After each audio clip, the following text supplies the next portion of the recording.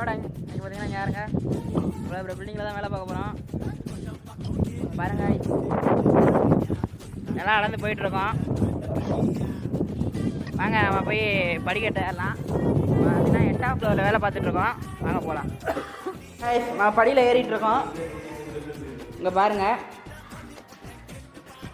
இங்கே பாருங்க கொண்டக்கட்டை வரும் போயிட்டே இருக்கு மேலே. ஒருடே 8ஆம் ஃப்ளோருக்கு வந்தாச்சு.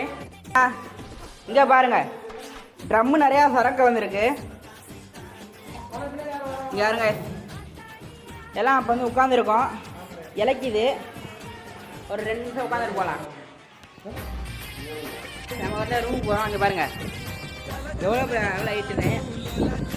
இதாங்க நம்ம வேலை பார்க்குற ரூமு.